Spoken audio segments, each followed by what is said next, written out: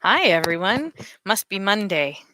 You're getting a little different view of me here out in front of my house, and hopefully, this video will not end with me screaming and running away because of bugs. Uh, so, we'll see what happens. Anyway, hello. It is a glorious day. I'm sitting out here on my lawn, enjoying a cool breeze in the shade on my patio.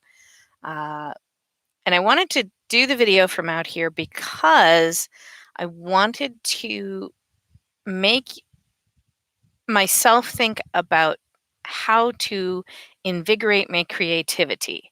So, depending on where I'm working, it evokes different feelings in me. So, when I work in my office near the desktop, I have kind of a more clinical. That's where I do a lot of businessy things. That's where I do heraldry stuff and I do things that require me to do a lot of printing and thinking and that kind of thing. That's my clinical setting. I have the space in my sewing room, which is where you're used to seeing me with the beautiful screens behind me. And that is my creative space. And it's creative in a lot of different ways. So it's where I go when I want to write my book and when I'm trying to do revision and be creative about it. And it's where I go when I need to be really quiet and away from everybody because I can close the door there and nobody else is around. I can also work up in my room, which you've seen a couple of times, which is awesome. Um, and I enjoy doing that. That's kind of a more relaxed and wonderful place to be because my room kind of looks like it's inside a log cabin, even though it's the second floor of a rancher, which doesn't make sense, but deal. Um, the people who had made put the house together actually did this wonderful natural wood paneling, and I adore it. It's fantastic. Um, so that's kind of my sanctuary when I need to go and be just me and not have to worry about so much creative stuff and um, pleasing other people. Out here, this is something new. I'm unplugged and out here in the wild. I'm close enough to my house that I can get my internet, which is good. Um, but I'm far enough away from my grandson who's playing in the house right now, and hubby, and all of the things that are occasionally distracting to me. And I'm in the fresh air, and the sun is coming down, and there's not a lot of noise out here right now because everybody's off doing whatever it is they do at 1 o'clock in the afternoon. So what it is everything here is very peaceful, and it's really giving me kind of a different viewpoint to write from. And so if you're finding yourself stuck in a rut, and it happens to the best of us, some of us it happens to multiple times, like all the time. But if you find yourself getting stuck in that rut, change where you're writing, switch it up. Go sit and write with a piece of paper and a pencil at your kitchen table, or jot it down on your phone in the car, or whatever. Pick some place that you wouldn't normally be writing and go right there. And sometimes that'll jog you out of your doldrums. It's a really good feeling to get into a different place entirely.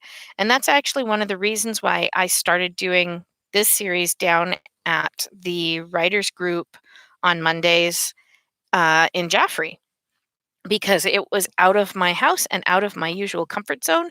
So I was forced to actually, get out of my home and talk to real live people and interact with others. And I got a little bit of sun and I got a bit of exercise, and all of that is a fantastic thing.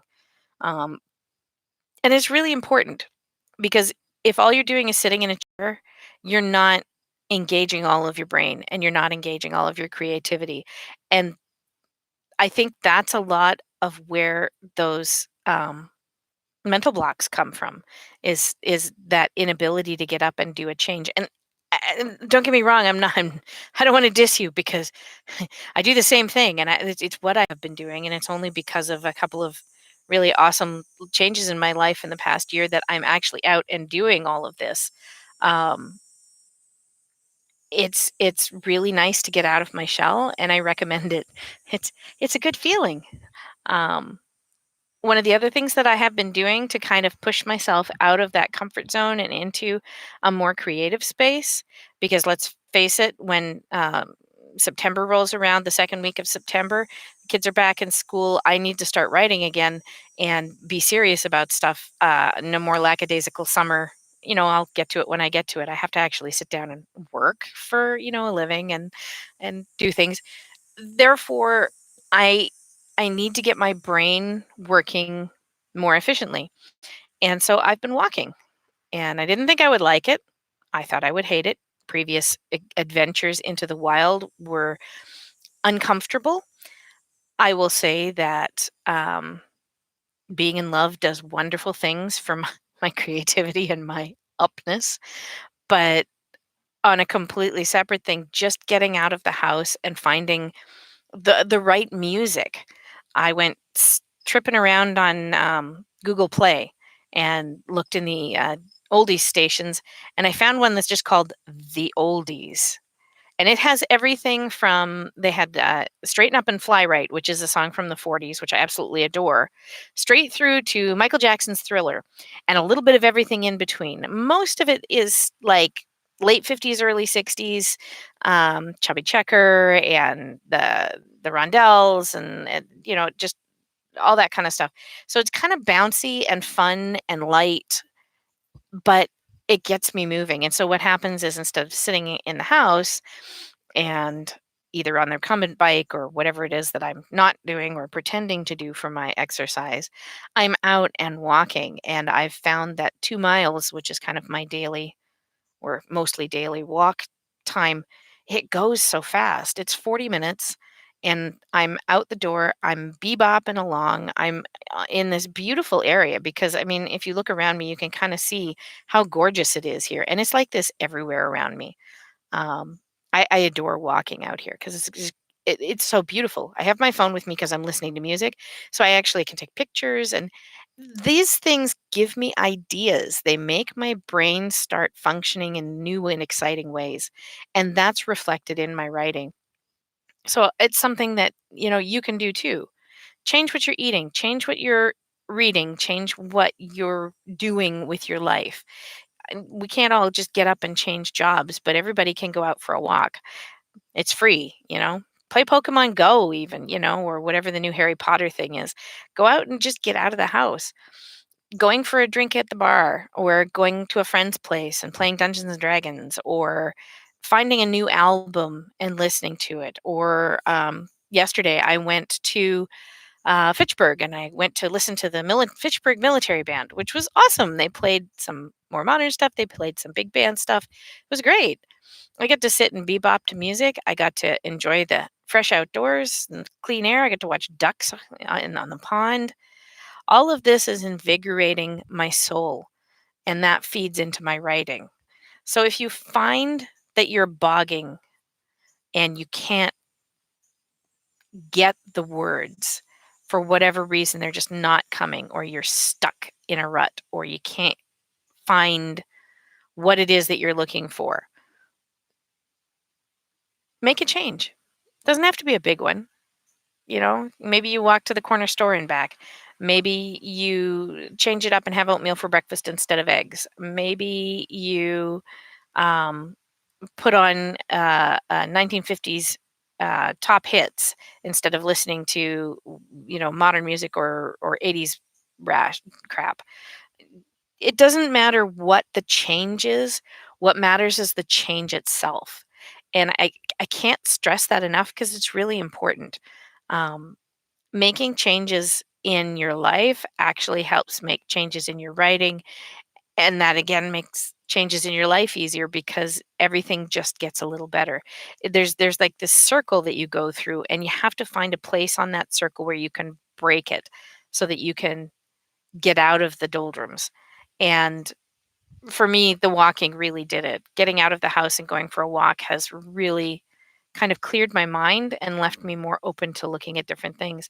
And so I just wanted to share that with you today. Just so you guys know, Bloodstone is still available online. So if you have not picked a copy up, then it is now out live with the new cover. It looks awesome. I absolutely adore it. Um, Designed by Starla did a fantastic job on the cover, and you get your first peek at what Alexandra actually looks like, and I was quite pleased with the way the character was portrayed on the cover.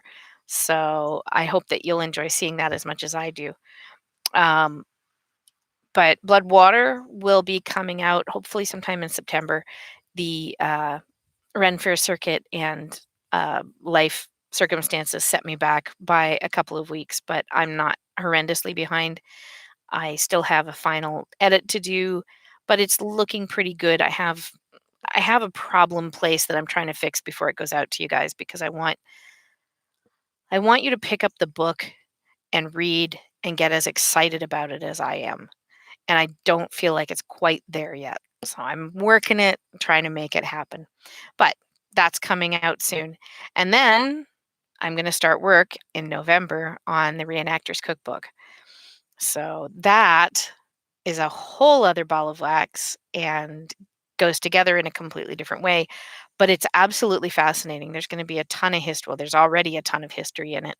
And um, practical stuff, how to make substitutions, how to read a medieval recipe, because some of them, I mean, hew ye into gobbets, take, like, there's just no, it's not like today where it says 1 cup of flour, half an egg, y- there's no clear cut, and oftentimes there's no, you know what the ingredients are, but not how much to use. So it can take a little bit of experimentation to find where you want to be. But if something sounds really, really good, you should try it. For those of you who might be attending Harper's Retreat, which is on Labor Day weekend at Camp Dakota in Richmond, New Hampshire, I will be there. I'm doing a cooking demonstration with my household. We'll be talking about how to start fires and how to cook over a fire and things like that.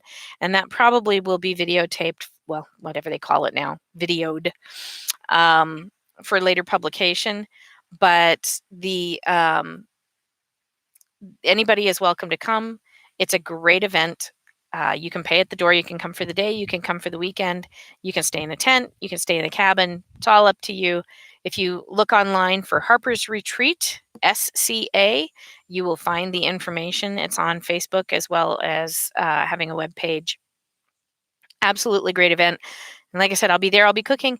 And I think I'm making something called blancmange, which is a chicken and rice dish, which was really popular in high and low tables pretty much throughout the medieval period. It's it's very easy to make and it's delicious. And you can spice it up in different ways, both medieval and modern, for discerning palates. So if you want to learn how to make these things and you want to join in and you want to maybe come and be watch the video as it's being taped and as I'm teaching the class, please come on. We would love to have you. It's going to be fun. There's Bardic. There's going to be, I am competing, by the way. I have bitten the bullet. I'm going to be playing 2 pieces of recorder music. I'm really nervous, but hey, everybody's got to have a hobby, right? I have 50. They all have to do with history in some way. Oh, well. Anyway, sorry about the color in the screen. I know it's kind of dark, but that's because it's so bright out here and it's too gorgeous for me to be sitting inside. I'm writing out here for a while. So you guys have yourself a great day. I will see you next Monday, if not earlier. And like I said, look for in the next few weeks that video coming up where I will be in costume, in garb. I will be doing a cooking demo, possibly 2, and um, it should be fun. And hopefully, I'll see some of you there. You guys have a great week. Do everything you need to do. And, if you want to talk, don't forget to comment down below. And I think there's a subscribe button somewhere around here.